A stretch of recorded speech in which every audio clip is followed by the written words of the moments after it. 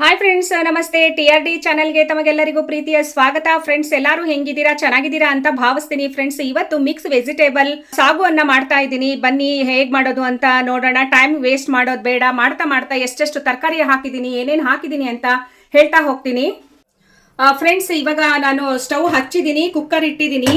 So ಇವಾಗ ತರಕಾರಿಗಳನ್ನ ಹಾಕ್ತಾ ಇದ್ದೀನಿ. ಫ್ರೆಂಡ್ಸ್ ನೋಡಿ, ನಾನು ಸ್ವಲ್ಪ ಹಾಕ್ತೀನಿ. ಮಾತಾಡ್ತಾ ಮಾತಾಡ್ತಾ ಹಾಕಿದ್ರೆ ಇದು ತುಂಬಾ ಇದೆಯಲ್ಲ, ಚಲ್ತಾ ಇದೆ. ಸೊ ಹಾಗಾಗಿ ನೋಡಿ ತರಕಾರಿ ಎಷ್ಟು ಚೆನ್ನಾಗಿ ಕಾಣಿಸ್ತಾ ಇದೆ.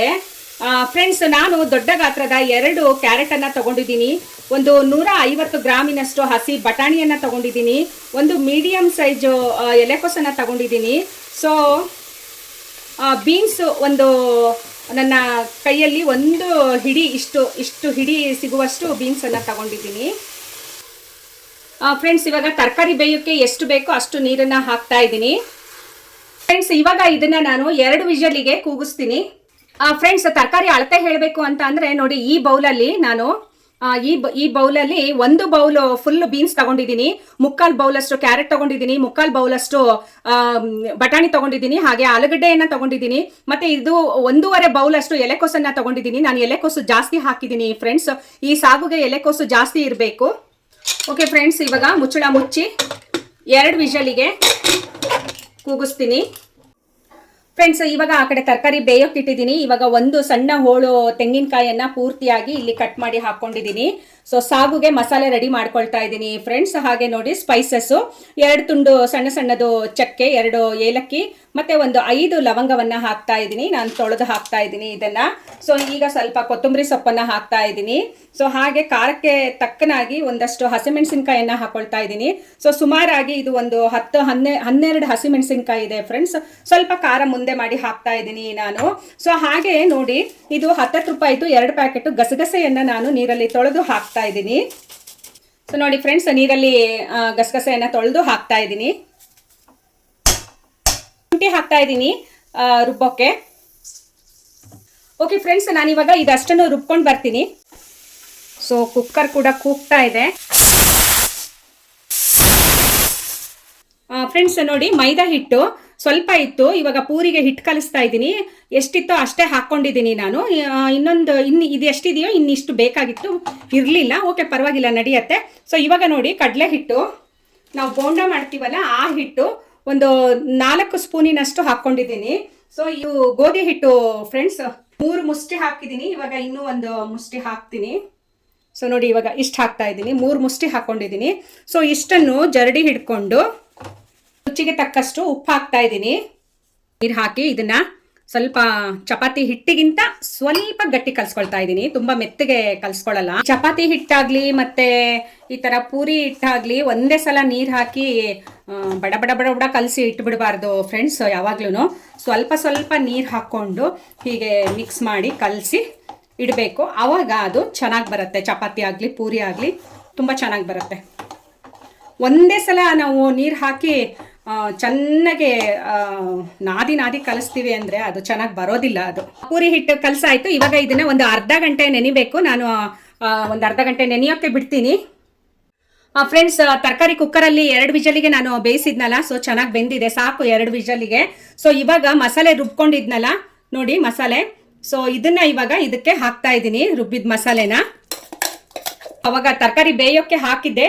ಇವಾಗ ಒಂದು ನೋಡ್ಕೊಂಡು ಸ್ವಲ್ಪ ಕಮ್ಮಿ ಹಾಕ್ತಾ ಇದ್ದೀನಿ, 1 ಸ್ಪೂನಿಗಿಂತ ಕಮ್ಮಿ. ಇವಾಗ ಇದು ಮತ್ತೆ ಕುದಿಬೇಕು ಫ್ರೆಂಡ್ಸ್. ಸ್ಟವ್ ಹಚ್ತಾ ಇದ್ದೀನಿ. ಮಸಾಲೆ ಎಲ್ಲ ಹಾಕಿದ್ಮೇಲೆ ಜೋರು ಊರಿನಲ್ಲಿ ಕುದಿಸ್ಬೇಕು ಫಾಸ್ಟಾಗಿ.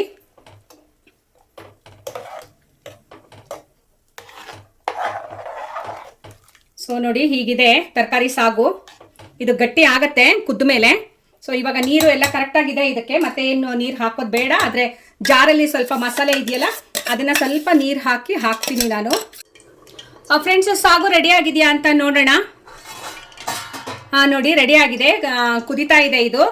ಸೊ ನಾನು ಸ್ವಲ್ಪ ಫ್ಲೇಮ್ ಕಡಿಮೆ ಮಾಡಿದ್ದೀನಿ, ಜಾಸ್ತಿ ಕುದಿತಾ ಇತ್ತು, ಹಾಗಾಗಿ ಇನ್ನು ಇದಕ್ಕಿಂತ ಜಾಸ್ತಿ ಕುದ್ರೆ ಕಡಲೆ ಹಾಕಿ ನಾವು ರುಬ್ಬಿರೋದ್ರಿಂದ ತಳ ಹಿಡಿದು ಬಿಡುತ್ತೆ, ಹಾಗಾಗಿ ಸ್ಟವ್ ಫ್ಲೇಮನ್ನು ನಾನು ಸ್ವಲ್ಪ ಕಡಿಮೆ ಇಟ್ಟಿದ್ದೀನಿ.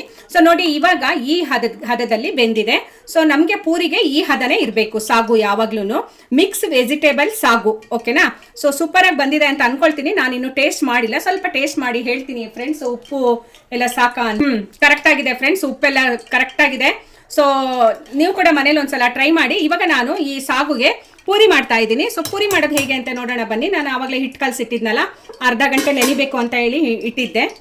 ಇವಾಗ ನಾನು ಇದನ್ನ ಆ ಕಡೆ ಶಿಫ್ಟ್ ಮಾಡ್ಕೊಂಡು ಈ ಕಡೆ ಎಣ್ಣೆ ಬಾಂಡ್ಲಿ ಇಟ್ಕೊಳ್ತೀನಿ. ಫ್ರೆಂಡ್ಸ್, ಇವಾಗ ಬಾಂಡ್ಲಿನಲ್ಲಿ ಎಣ್ಣೆ ಕಾಯೋಕೆ ಇಟ್ಟಿದ್ದೀನಿ. ನಾನು ಆವಾಗಲೇ ಪೂರಿಗೆ ಹಿಟ್ಟು ಕಲಸಿದ್ನಲ್ಲ, ಚೆನ್ನಾಗಿ ಆಗಿದೆ ಇದು. ಇವಾಗ ನೋಡಿ ಎಷ್ಟು ಚೆನ್ನಾಗಾಗಿದೆ. ತುಂಬ ಮೆದುಗೆ ಕಲಸಿರ್ಲಿಲ್ಲ, ನಾನು ಸ್ವಲ್ಪ ಗಟ್ಟಿನೇ ಕಲಸಿದ್ದೆ. ಸೊ ನೆನ್ಕೊಂಡ್ರೆ ಸ್ವಲ್ಪ ಸಾಫ್ಟ್ ಆಗುತ್ತಲ್ವಾ, ಸೊ ಅದಕ್ಕೋಸ್ಕರ ಇವಾಗ ಹಿಟ್ಟು ಚೆನ್ನಾಗಿ ನೆಂದ್ಕೊಂಡಿದೆ. ಇವಾಗ ಪೂರಿ ಮಾಡ್ತೀನಿ. ಎಣ್ಣೆ ಕಾದಿದೆ. ಇವಾಗ ನಾನು ಪೂರಿ ಕೂಡ ಹೀಗೆ ಉದ್ದಿ ಇಟ್ಕೊಂಡಿದ್ದೀನಿ. ಸೊ ಇವಾಗ ಎಣ್ಣೆಗೆ ಹಾಕೋಣ ಪೂರಿನ.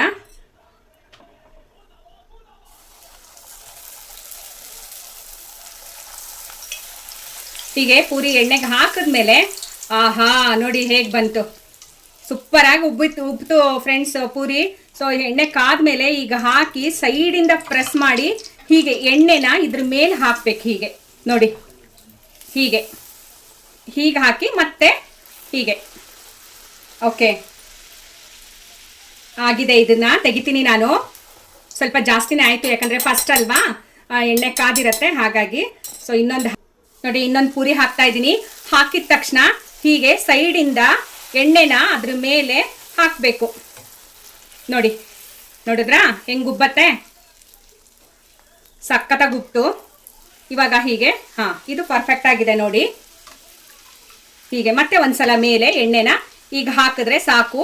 ತುಂಬ ಬೇಯಿಸಬಾರ್ದು, ಪೂರಿ ತಿನ್ನೋಕೆ ರುಚಿ ಇರೋದಿಲ್ಲ. ಇಷ್ಟೇ. ಈ ಕಲ್ಲರು ನೋಡಿ, ಕಲ್ಲರ್ ಹೇಗಿದೆ, ಹೇಗೆ ಉಬ್ಬಿದೆ ನೋಡಿ ಅಲ್ವಾ. ಸೊ ಎಣ್ಣೆ ಕೂಡ ಹಿಡ್ದಿಲ್ಲ. ಸೊ ಇದನ್ನ ತೆಗಿಯೋಣ. ಈಗ ಇನ್ನೊಂದು ಹಾಕ್ತೀನಿ, ಇನ್ನೂ ಒಂದು ಹಾಕಿ ತೋರಿಸ್ತೀನಿ ನೋಡಿ ಫ್ರೆಂಡ್ಸ್ ಹೇಗೆ ಉಬ್ಬತ್ತೆ ಅಂತ ಹೇಳಿ. ನೋಡಿ ಹಾಕಿದ ತಕ್ಷಣ ಇದನ್ನ ಹೀಗೆ ಸೈಡಿಗೆ ಸರಿಸ್ಕೊಂಡು ಈಗ ಸೈಡಿಂದ ಎಣ್ಣೆನ ಹಾಕಬೇಕು ಫ್ರೆಂಡ್ಸ್.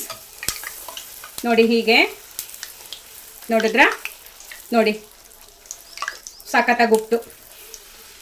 ಸೊ ಇವಾಗ ಮತ್ತೆ ಮೇಲೆ ಒಂದೆರಡು ಸೌಟು ಎಣ್ಣೆ ಹಾಕೋಣ. ಆಯಿತು, ಇಷ್ಟೇ. ಇದು ಜಾಸ್ತಿ ಏನು ಬೇಯಿಸೋ ಅವಶ್ಯಕತೆ ಇಲ್ಲ, ತುಂಬ ಬೇಗ ಆಗುತ್ತೆ. ಪೂರಿ ಮಾಡೋಕ್ಕೆ ತುಂಬ ಟೈಮು ಬೇಕಾಗಿಲ್ಲ. ಸೊ ಹಾಗೆ ಸಾಗು ಮಾಡೋಕ್ಕೂ ಸಹ ತುಂಬ ಟೈಮ್ ಬೇಕಾಗಿಲ್ಲ ಫ್ರೆಂಡ್ಸ್. ನೋಡಿದ್ರಲ್ಲ ಫ್ರೆಂಡ್ಸ್, ಪೂರಿಗಳು ಹೇಗೆ ಉಬ್ಬಿ ಬರ್ತಾ ಇದೆ ಅಂತ ನೋಡಿ. ತೆಗೆಯೋಣ ಇವಾಗ ಇದನ್ನ.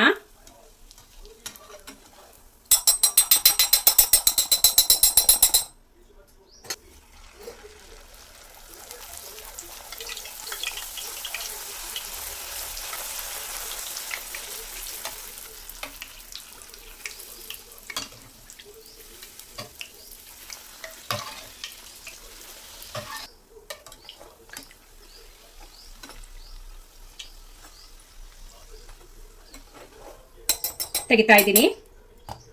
ಓಕೆ ಫ್ರೆಂಡ್ಸ್, ವೆಜಿಟೇಬಲ್ ಸಾಗು ಮತ್ತು ಪೂರಿ ರೆಡಿ ಆಯಿತು. ಸೊ ನೋಡಿ ಎಷ್ಟು ಚೆನ್ನಾಗಿ ಕಾಣಿಸ್ತಾ ಇದೆ ತರಕಾರಿ ಸಾಗು ಮತ್ತು ಪೂರಿ ಅಂತೂ ಉಬ್ಬಿ ಬಂದಿದೆ. ನೋಡಿದ್ರಲ್ಲ ಎಷ್ಟು ಚೆನ್ನಾಗಿ ಹಾಕಿದ ಎಲ್ಲ ಪೂರಿಗಳು ಉಬ್ಬಿ ಬಂತು. ಸೊ ನೀವು ಕೂಡ ಹೀಗೆ ಮನೇಲಿ ಟ್ರೈ ಮಾಡಿ, ಹೇಗಿತ್ತು ಅಂತ ಹೇಳಿ ಕಮೆಂಟ್ ಮಾಡಿ, ಹಾಗೆ ಲೈಕ್ ಮಾಡಿ, ಶೇರ್ ಮಾಡಿ. ಸೊ ನಮ್ಮ TRD ಚಾನಲನ್ನು ಇದುವರೆಗೂ ಯಾರು ಸಬ್ಸ್ಕ್ರೈಬ್ ಮಾಡ್ಕೊಂಡಿಲ್ಲ, ಸಬ್ಸ್ಕ್ರೈಬ್ ಮಾಡಿಕೊಂಡು ಸಪೋರ್ಟ್ ಮಾಡಿ ಅಂತ ಕೇಳ್ಕೊಳ್ತಾ ಇವತ್ತಿನ ವಿಡಿಯೋವನ್ನು ಇಲ್ಲಿಗೆ ಮುಗಿಸ್ತಾ ಇದ್ದೀನಿ. ಮತ್ತೊಂದು ವಿಡಿಯೋ ಒಂದಿಗೆ ಸಿಗ್ತೀನಿ. Thank you friends, bye bye.